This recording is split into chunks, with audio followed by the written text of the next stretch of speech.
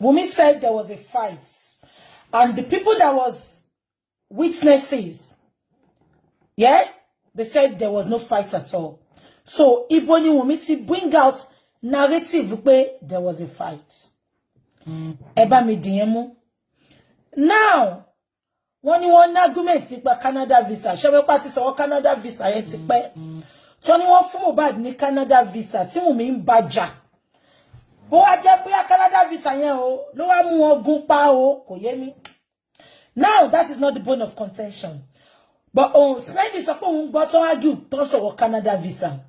That is not the point now. Wọ́n nígbà tí Mohbad tó la ọwọ́ ring ẹ lọ wo show tí Mohbad ṣe lórí stage ìjọ yẹn. Èmi ò rí ring lọ́wọ́ ẹ̀. Màá wá fídíò yẹn máa gbé síta. Ọwọ́ yẹn bí ṣe tún fídíò yẹn wò tán.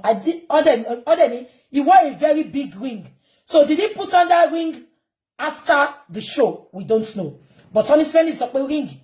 No fi cracky ẹ̀yìn mọ́tò. And that was not in Ikorodu. Tí Wunmi sọ pé ó ti fọ́ glass mọ́tò. And that was not a side glass. It was a back, the behind one. And that was on the Ebute bridge. Ló ti ṣẹlẹ̀. Now, wọ́n nígbà tó wá ṣẹlẹ̀. Wọ́n ní Mohbad wá fẹ́ ju Wunmi àti Liam síta. So he, throw them outside the car. Everyone wa bèrè lọ́wọ́ Wunmi. Ẹ̀yin blogger Wunmi. Ẹ má jẹ́ ká fi ẹ̀tẹ́lẹ̀ ká palapalapa. Kí ló mú Mohbad tó fẹ́ ju Wunmi àti ọmọ ẹ̀ síta? Ẹ bá wa bí. Kí ló mú Mohbad tó fẹ́ ju Wunmi àti ọmọ ẹ̀ síta?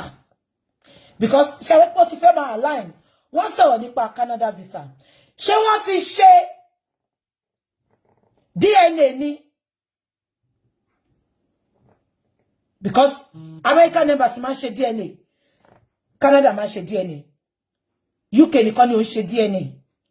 But ó dàbọ̀ tí ń ṣe fáwọn tó wá fún, skills tó ń wá tó ṣẹ̀ṣẹ̀ wá ń sìn. Ṣé wọ́n lọ ṣe DNA tó fẹ́ gba Canada visa ni tó rí pé Liam ń ṣe ọmọ Mohbad. Tí Mohbad wá ń bàjá gbogbo ìjà yẹn tó fi fẹ́ ju àwọn méjèèjì nù. Kí ló ṣẹlẹ̀ bá wa bèrè lọ́wọ́ mi? Kí ló dé tó fẹ́ tí Mohbad fẹ́ ju Wunmi àti Liam through the car on the orí omi? Ẹ jẹ́ ká máa wò lọ. That was when my brain clicked and said, baby, that is what they told Baba Mohbad. We were... When they eventually got home, Spending, Wunmi, Liam, and Mohbad. On that Monday, Spending went out. Wunmi now called Spending. Nígbà tí Spending ti jáde pé he needs to come back home. Ipe ara Mohbad ò yá. Between Sunday and Monday, between those hours. Kí ló fa kára Mohbad ò yá? Kí ni Wunmi ti ṣe fún in between? Just because ṣé gbogbo yín ṣé attach gbogbo ẹ̀ pọ̀ ṣá. Wọ́n bọ̀ lórúkọ yẹn padà sílé.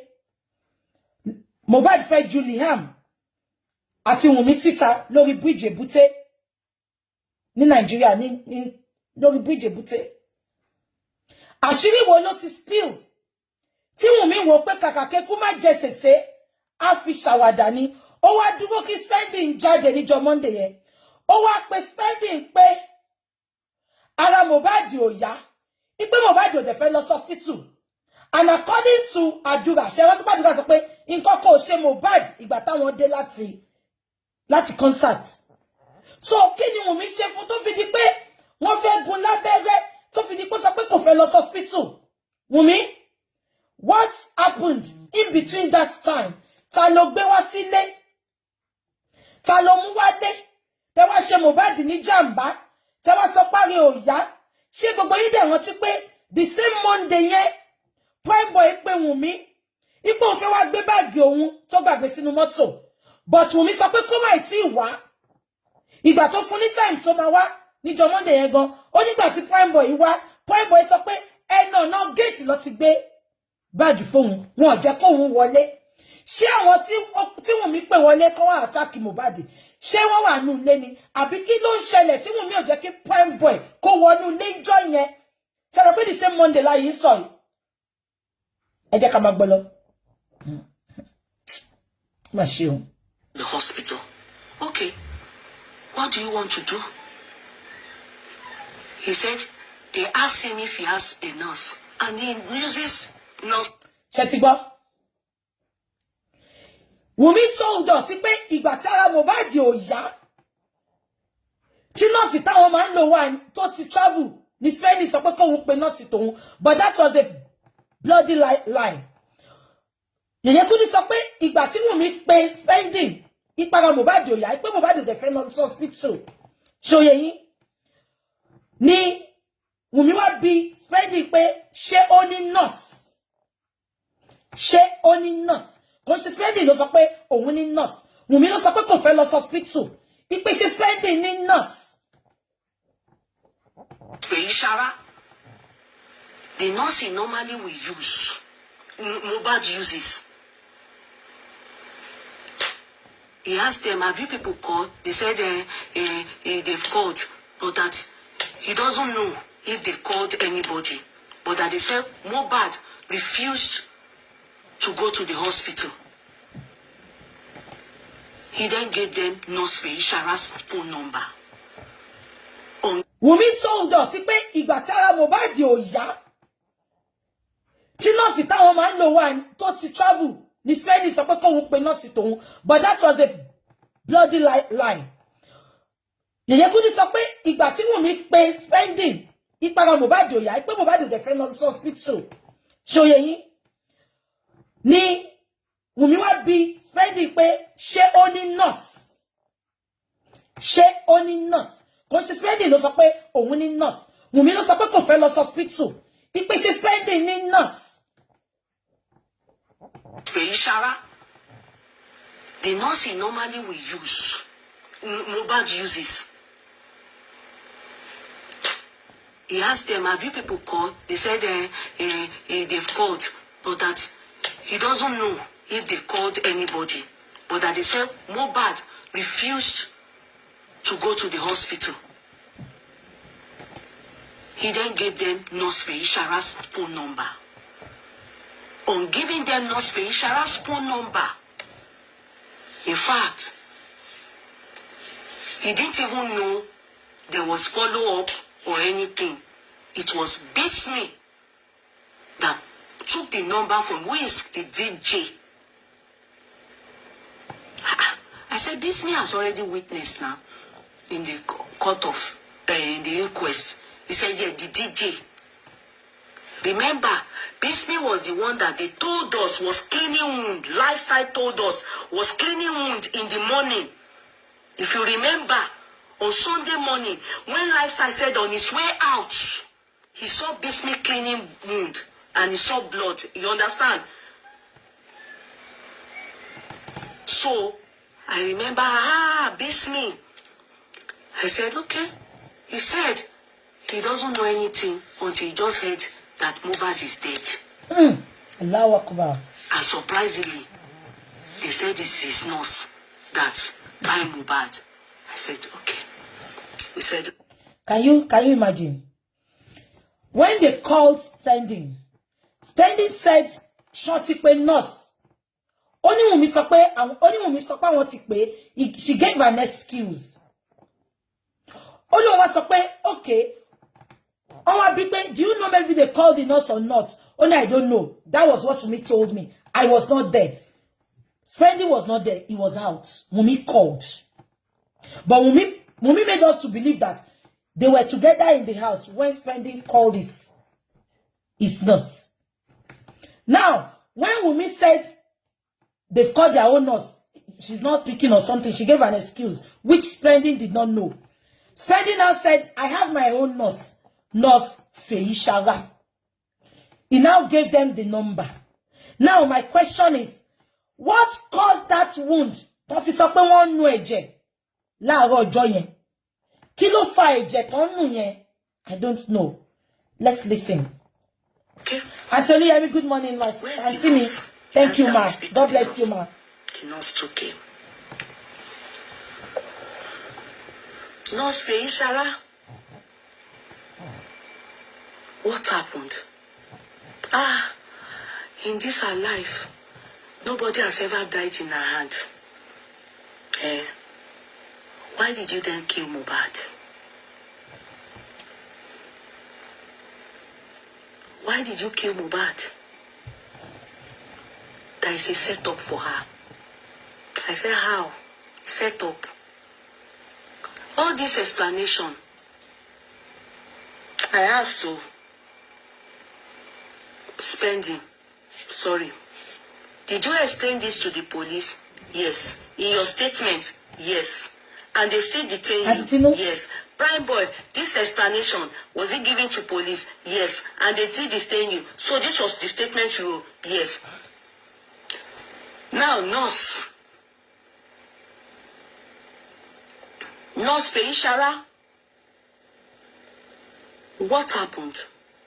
That she was set up. No, you were the one that buy Mohbad now. Because they said you gave injection, lira. She said every injection she gave to Mohbad. In fact, she said she doesn't even know who is Mohbad. She doesn't know him. She doesn't know if he's a celebrity or anything.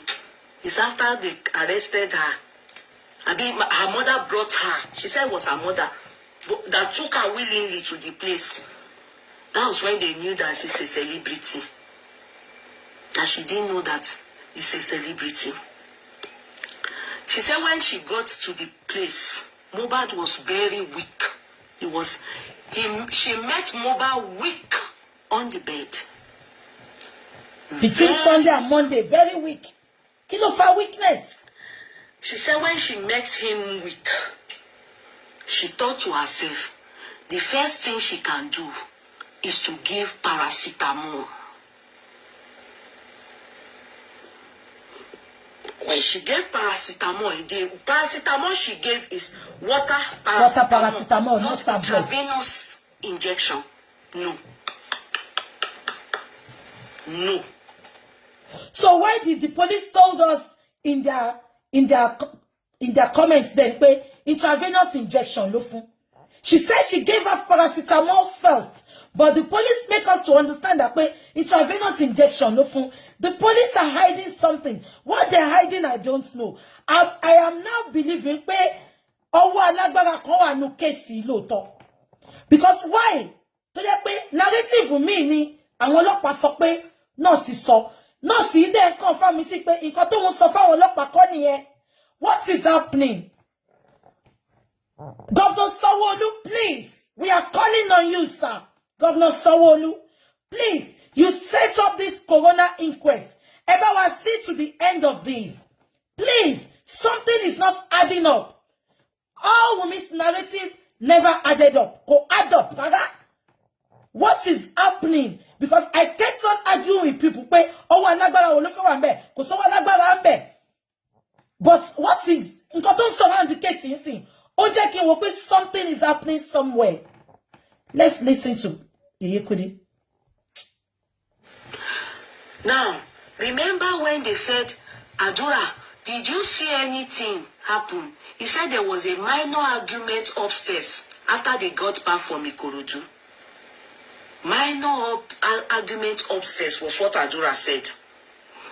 So that you understand, when the boy said they fought in the car physically and all the things he was saying, when they got back home, they continued the fight. But Adura said it was a minor argument. But Adura was not in the car. Adura was in the back car. The back car. Where lifestyle was. To be sincere.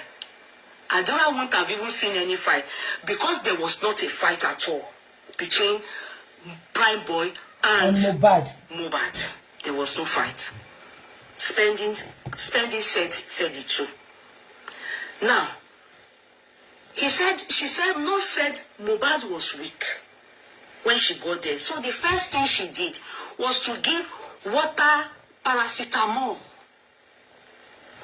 On giving water paracetamol, as in, I don't know what they call it, please, medical scholar, you know, water, paracetamol, water drinking, that's it. She said he didn't even finish drinking it, he only took a little.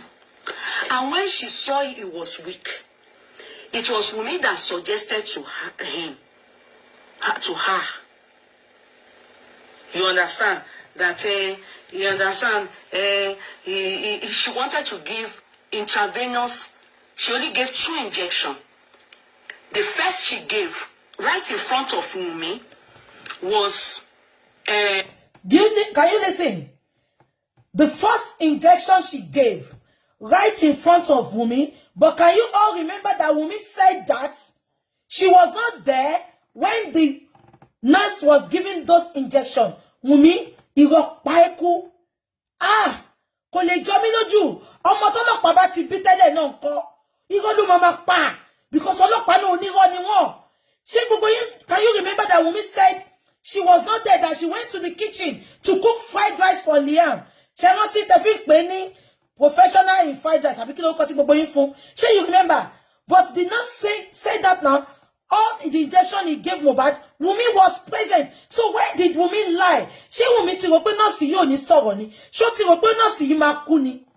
Kí ló dé tọ́mọ kékeré yìí ń parọ́ báyìí? Kí ló dé tọ́mọ kékeré yìí ń da gbogbo orí gbogbo wa rú báyìí? Ṣé wọ́n ti kó sọ pé wọ́n sí mi tó ti gun ní injection? Ipò òun lọ ṣe fried rice fún Liam. Ó ní fried rice sọnù. Ẹ jẹ́ ká máa gbọ́ lọ. Anti-tetanus. In fact, Wunmi said that's how he behaves when he takes, how he reacts.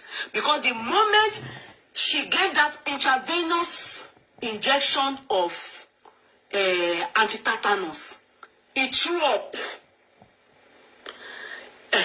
Paracetamol syrup, oral, yeah. She said with water that he couldn't even take it. That he even spoke. And she was now but weak. He said it weakly. She was now seeing. Ẹ̀yin ọ̀jọ̀gbọ́n tẹ́ ń wò mí, ẹ jọ̀ọ́ bá mi fi ọpọlọ máa bá ọ̀rọ̀ yìí lọ. Why was Mohbad weak? Kí ni Wunmi fún Mohbad? Kí ló ṣẹlẹ̀? Ṣé Mohbad wọ aṣọ ìgbà tán débẹ̀? Kí ló ṣẹlẹ̀? Ṣé ìwòwò ni nurse ti rí Mohbad? Ẹ bá wa pe nurse yẹn, Yeye Kude tí ìmọ̀ bá wa béèrè àwọn question yìí. Why was Mohbad weak? Nobody said Mohbad was weak. Between but spending Jade, ni Mohbad if you weak, don't fi pe nurse. What did Wunmi give Mohbad? Kí ni Wunmi ṣe fún Mohbad? Ta ni Wunmi pè wọlé? Reason Wunmi broke the CCTV. Because ọmọ ìpè CCTV máa show gbogbo àwọn tó wọlé, gbogbo àwọn tó jáde, nǹkan tó gbé bọ́ta, nǹkan tó jùnù, mọ́tò tó wá síbẹ̀. That was why Wunmi broke the CCTV. And Iyabo told Wunmi to break the CCTV. Iyabo knows about that CCTV. Gbogbo pé CCTV ò ṣiṣẹ́ yẹn, irọ́ ló pa. Tí CCTV àwọn Wunmi ò bá ṣe tèmi dẹ̀ mọ̀ pé ó ṣiṣẹ́. Àwọn neighbors ń kọ́. And this is coming from somebody to sọ pé CCTV ò ṣiṣẹ́. Mohbad tẹ́ sọ pé he was living in fear. You said he was living in fear. Ẹ dẹ̀ sọ pé CCTV ò ṣiṣẹ́. Ta ni CCTV ò bá kọ́kọ́ máa ṣiṣẹ́. And I am putting it to Wunmi that CCTV is working. Kí ló ṣe fún Mohbad? Because nurse go sọ pé Wunmi is very Mohbad was very weak. That even Mohbad managed to speak with the nurse. Pé, are you the nurse? Sharing the nurse, but he was very, very weak. So peradventure, he was not even knowing what is happening again. Beyonce Pasara. Wunmi, what did you give to Mohbad? Olori Burúkú Àjẹ́, Black Widow. You know that he spoke in Yoruba to her. He spoke when she got there, but he was weak on the bed. So she said she gave the injection. When she gave the intravenous injection of anti-tetanus, the next thing, he threw up. When he threw up, he had goose pimples, that you could see the goose pimples. And he was so weak. And that was the first thing she gave.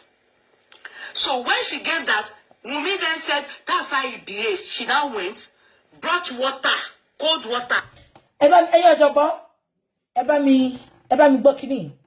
Why giving Mohbad anti-tetanus when there was no wound? Because wound don't feel why you told her she anti-tetanus. That was not a recent wound. Wound to take penny. Bella should have called you sit up wound here. Love fipa. Shanti. Wound to shower by. That was not the wound. Because some of the band now one more back mirror motto. what's up? The mirror cracked. That breaking of the back window did not give Mohbad wound. Wound tough suffer here. Why give Mohbad tetanus injection if there was no wound and if there was not something that they did to Mohbad that caused him bleeding? To feed the tetanus injection. Why the tetanus injection? And you know, sister, wanule address for me. To prevent injection, to prevent infection. Infection from what?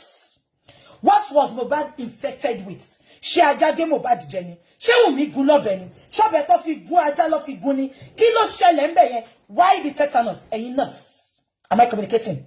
You said to prevent infection. Infection about what? Esope Mohbad weak. To e po re ni. E kon fun logun. Se rire ma nje ki yan ni infection ni. Ejo, eyin ojogbon ten wo mi. Wumi, ani to ba bonu e so lucky. Him. Applying the cold water, she now thought to Ovi that she was not saying, no, me eti. She said she was telling Wumi, me eti. No, don't pour water, stop pouring cold water on him. She was then saying, Wumi said, no, bo she ma she niye. Immediately, the nurse gave that tetanus injection. One in Mohbad bẹ̀rẹ̀ sí ní goose pimples. Nurse yẹn wá wò pé kí ló fa goose pimples. Wùmí lọ gbé omi. Wùmí lọ gbé omi. Ó bẹ̀rẹ̀ sí ní dà sí Mohbad lórí. Nurse yẹn sọ pé no, don't pour him water. Omi yẹn ti pọ̀jù. Ẹ máa gbọ́ nǹkan tí Yèyé Kúdí sọ. Ó ní Wùmí sọ pé no, ẹ má worry bó ṣe máa ń ṣe nìyẹn. Wùmí, you knew pé bó ṣe máa ń ṣe nìyẹn. Why then did you went to Gistlover to say that wọ́n ti pa? Wùmí, kí ló máa ń ṣe? Bó ṣe máa ń ṣe nìyẹn. But you told Splendid that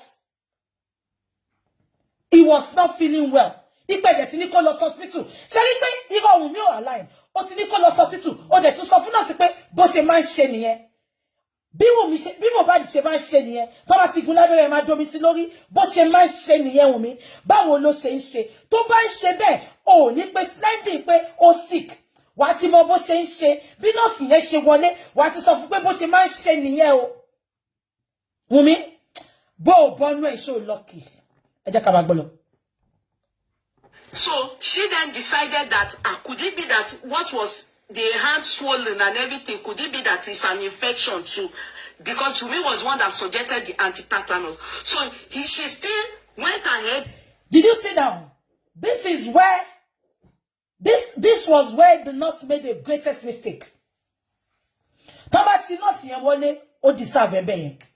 You called yourself a professional. Ibi tí mo ti ṣiṣẹ́ sìn, I know my job. I know what I was employed to do.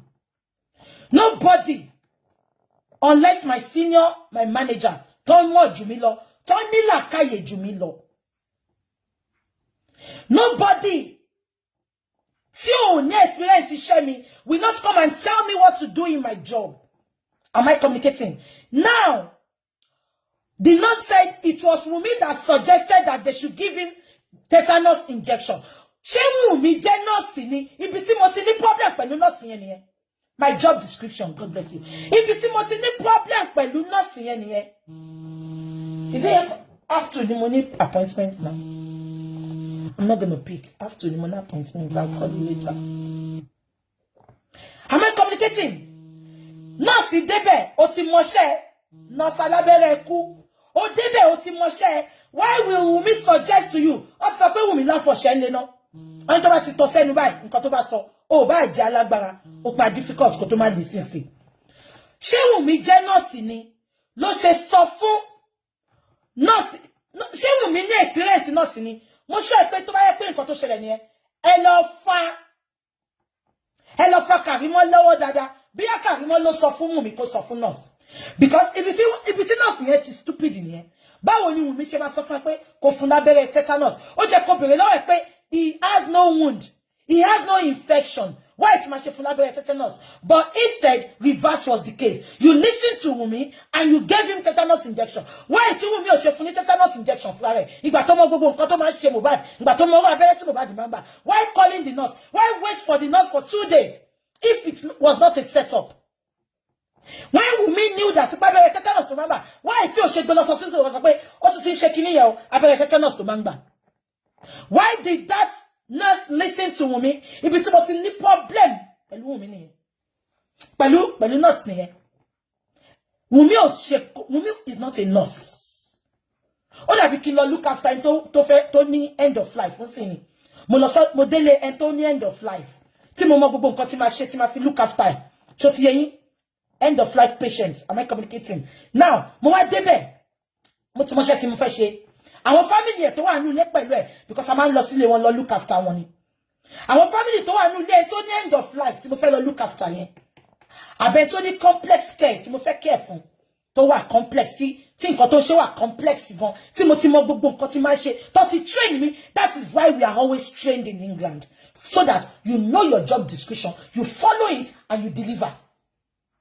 Even if there is a mistake, you'll be able to back yourself in the court of law. Am I communicating? Now, mo wá dé ẹni tó ní end of life, and tó need end of life care. Mo wá délé. Mo wá rí tó ń ṣe bákan. Àbí kò sí mo sọ yẹn. Mo ti mọ nǹkan tí máa ṣe because mo ti ní care plan mi. Mo ti mọ gbogbo nǹkan tí máa follow, tí máa fi deliver good job fún. Màmá àbí bàbá ẹ̀ wá dé. Oh, no, but she mentioned Jesse, can you give him Movicol? Can you give him Omeprazole? Can you give him Can you give him Kiniko? Will I listen? I won't listen because I know my job. I am trained. I will follow the medication, the medication chart, her care plan. Am I communicating? What's the training? More procedures. And if anything should go wrong, the next thing I will do is to call the ambulance, the doctor, ambulance. Reverse is the case in Nigeria case, Nigeria ambulance. If you know that is what is happening, Wunmi tell you confirm be tetanus. She will learn to live when nurse. If I have any problem pẹ̀lú ẹ̀. Tó bá sọ pé ẹjọ́ di ni ma fẹ́ believe because Wunmi o kò lè dé kó command ẹ kó dé listen. Let's continue. Again and gave antibiotic. She named the antibiotic Olorinu. Oh yeah, maybe some people will write it, but me I didn't write. Antibiotics. Those were the two things. And Wunmi, it was right in front of Wunmi. Remember, Wunmi told us she wasn't there anymore. She was cooking. She said she never administered anything on him behind Wunmi. Everything she administered was right in front of Wunmi. Nothing.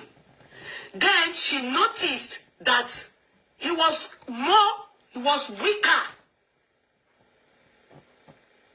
He was weaker. So she thought to herself to go and buy, I don't know, it's here, she mentioned you are morally, oh, weak. Even when she got there, he was weak. So that was why it was suggested to her that because funati tetanus, comment de put ni infection.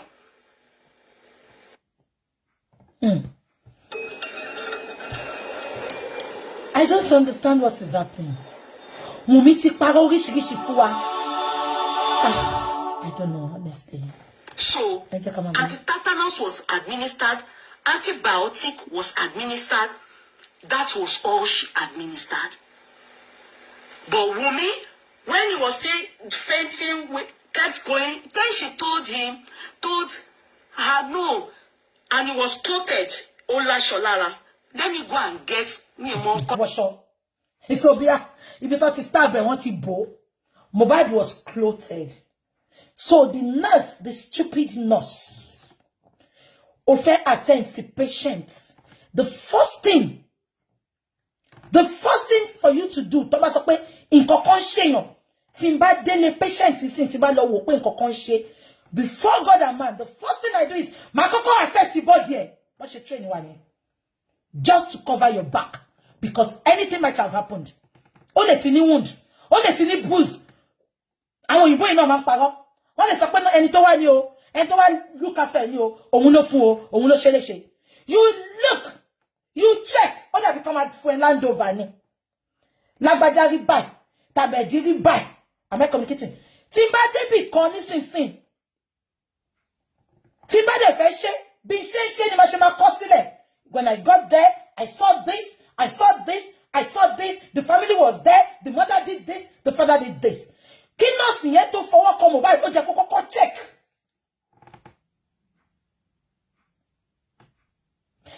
Yèyé Kúdí sọ pé he was clothed.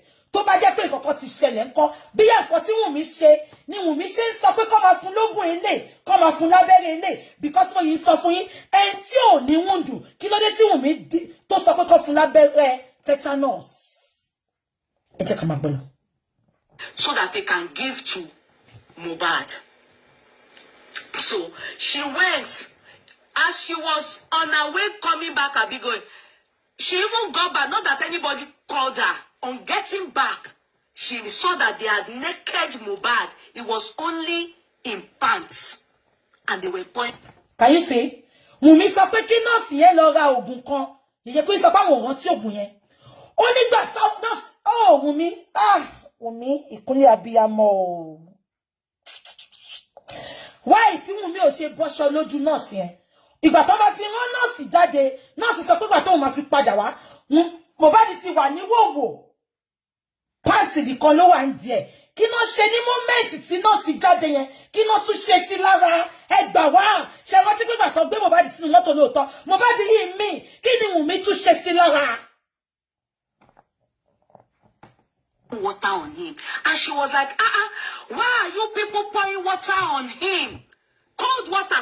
Wùnmí and maybe DJ are being coupled. DJ. They were pouring water on One dollar lára. By the time she touched Mohbad, he was no more alive. Jesus Christ. Ṣé mo nǹkan tó ṣẹlẹ̀ ńbẹ̀? Ṣé mo nǹkan tó ṣẹlẹ̀ ńbẹ̀? Mohbad ti kú kí nọ́ọ̀sì tó padà wá. Omi tó ń dà sí lára yẹn, wọ́n kàn fi ń deceive nọ́ọ̀sì ni, because nọ́ọ̀sì nígbà tó máa fi padà dé, wọ́n pàrokò fún nọ́ọ̀sì ni. Ẹ ní gbà yóò níyàjẹ́.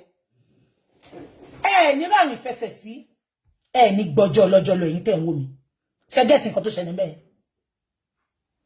Ìgbà tí nọ́ọ̀sì fún Mohbad ní gbogbo kinní yẹn, tí Mohbad ń react, Wùnmí wá sọ pé tó bá ti ń react bẹ́ẹ̀ yẹn, ó máa ń lo nǹkan kan. Yèyé Kúdí sọ pé àwọn ọ̀rọ̀ tí ògùn yẹn, wọ́n wá ní kí nọ́ọ̀sì lọ gẹ̀ẹ́tì ẹ̀.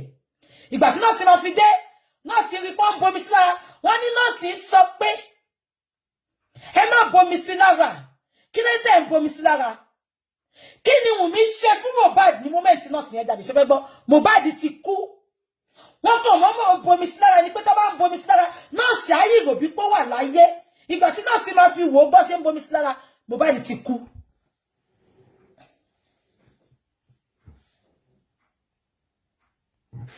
Ó fẹ́ ṣàkóbá fóun ni. Ṣé gbọ́? It's a setup for her. Ṣé gbọ́? The nurse said, Wùnmí fi ṣe àkóbá fóun ni. It is a setup for her. Kí ni Wùnmí ṣe fún Mohbad? Ta ló pa ìmọ́lẹ̀? Who off the lights? Wùnmí, that is my question to you. Who off the lights? Ta ló pa ìmọ́lẹ̀?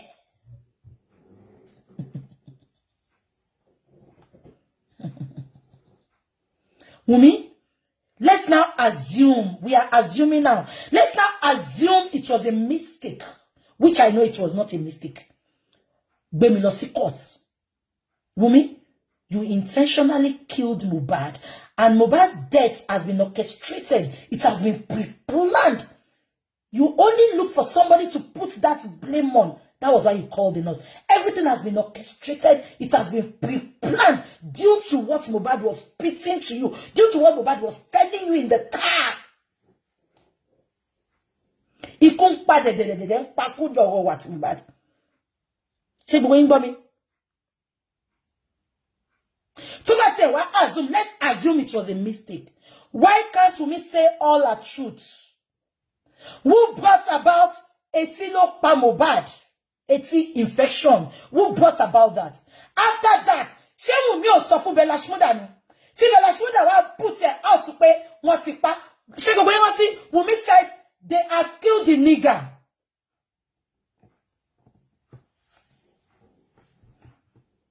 They have killed him. Wùnmí, oh, ní ṣe oríire. Ikú tí Mohbad kú ìwọ náà máa kú. You are a black widow witch. Ìkàdíẹ̀.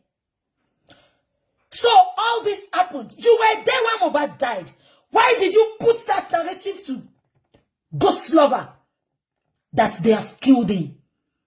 You turned every edge to each other. Situation Wumi, you were there when Mohbad died. Tell us who killed Mohbad. You have a lot you're hiding, Wumi. I put it to you. Oh, this surely letting back letter.